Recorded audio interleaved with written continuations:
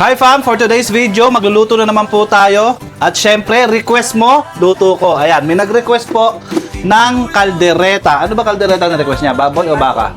Ah, baboy. Baboy, may nag-request na baboy. Okay, so syempre, kung ano yung meron kami rito, yun yung gagawin natin. Meron po tayo dito, ano meron tayo dyan? Tara, luto po tayo ng kalderetang baboy. So first step po na gagawin natin, ipiprito po muna natin yung ating carrots and potato. Red bell pepper.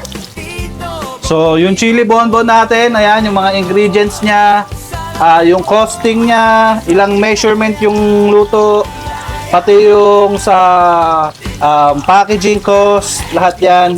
Reseller, meron tayong presyo, meron tayong reseller and retailer price. Ayan yung mga kailangan kong pag-aralan bago pasukin to. Hindi siya basta-basta pagka gusto nyong gawin, tara game. Hindi eh. Kailangan pag-aralan mo muna siya ng mabuti para nang sa ganon, hindi ka malugi sa gagawin mong negosyo. Kaya sa mga nag-iintay dyan ng ating chili bonbon, unang-una po medyo may problema pa kami sa papers kasi nung nag-aasikaso po si Mameng nung para sa papeles or mga requirements na trace po doon na meron siyang ibang yung dati niyang trabaho. So kailangan namin 2019 pa daw yun. So kailangan namin pa-close yun, mga ganon. Pa-close tapos transfer, may mga ganon-ganon siya eh.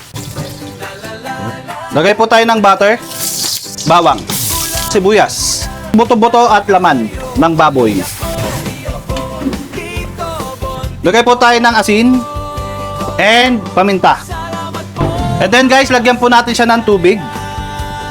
Takpan lang po natin at hintayin natin hanggang sa lumambot po yung ating karne. Hi fam, tara! Check po natin after 30 minutes. Woohoo! Check lang po natin kung malambot na po yung karne. Ay, malambot na.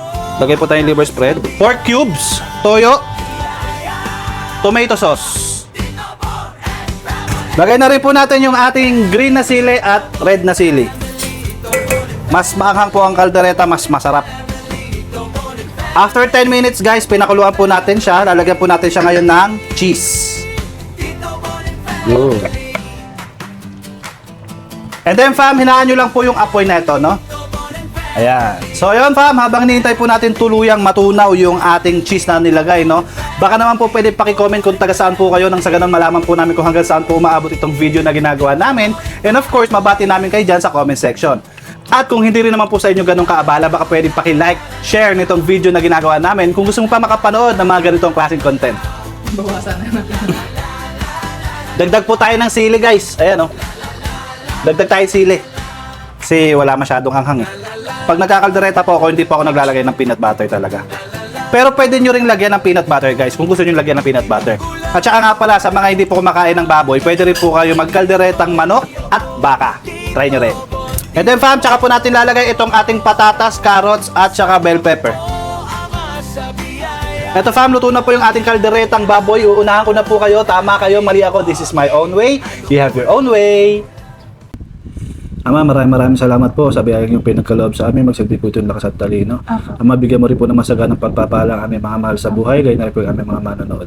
Mapakaingatan niyo po kami, ingatan mo ang mga bata sa school, ingatan mo ang aming mga mahal sa buhay, gaya na rin po yung aming mga tagapanood. Inihiling na po namin lahat, Ama, sa pangalan ni Jesus, aming tagapagligtas. Amen. Kain na to! Let's go! Tama kayo, mali ako. Dari pogi, anong ulam? Nagluluto, kumakain. Ribs. Ayun yung buto, tsaka laman. Ingatan. Tama kayo, mali ako. Dari pogi, anong ulam? Nagluluto, kumakain.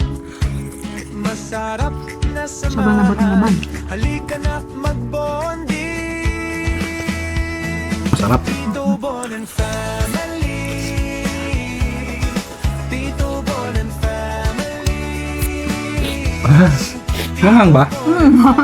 O baka dahil naamoy natin yung chili bonbon.